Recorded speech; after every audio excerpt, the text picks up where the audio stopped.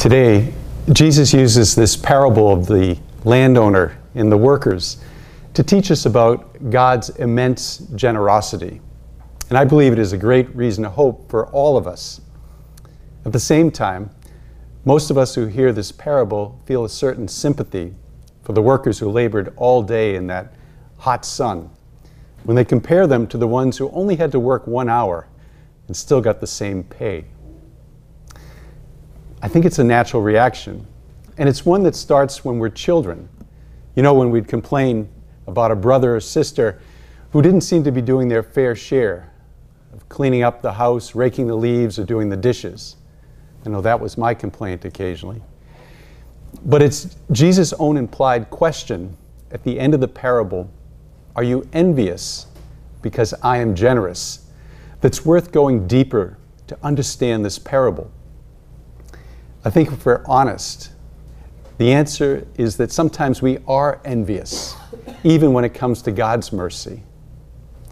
Sometimes we have this envy with those who don't seem to have worked as long or hard at following the rules of being a follower of Jesus Christ. To us, it doesn't seem fair that God could forgive them later and be so generous in His mercy.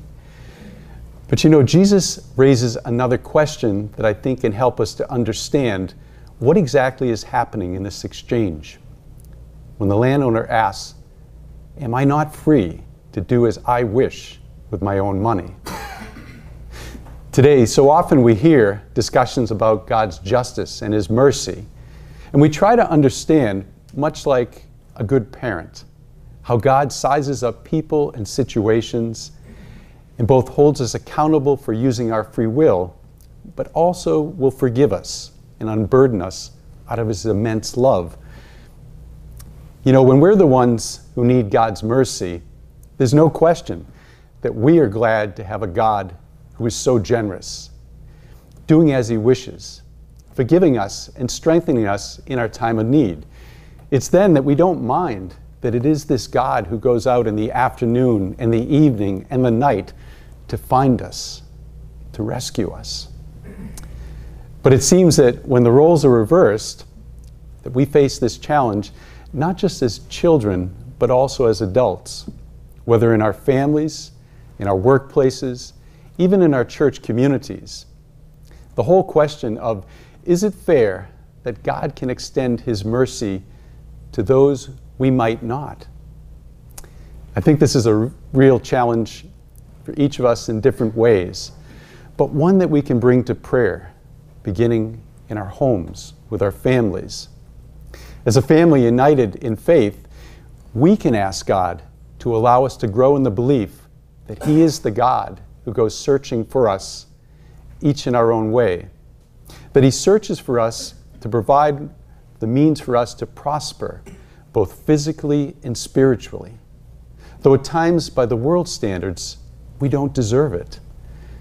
Secondly, we can pray to not only be at peace when we see God bestowing this mercy upon others, even the latecomers, but also to be able to grow each in our own way of becoming more like God in the generous, forgiving, and merciful ways towards our family members, our friends, our co-workers, our fellow parishioners.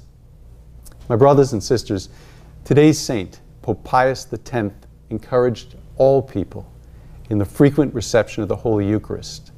He believed that by receiving the body and blood of Christ, that we are united, that we are nourished in the way that allows us to follow Him in how we live and how we care for our families and all those that God brings into our lives.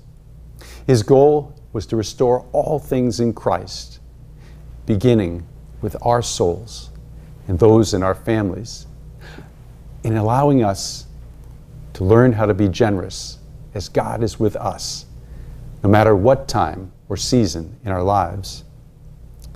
My brothers and sisters, may our reception of the Eucharist, may our hearing of His Word that springs us to life, may our prayers help us to grow in gratitude to such a loving and merciful God.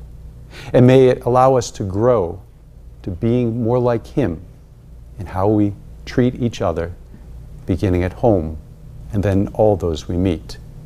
May God bless you and your families on this holy day.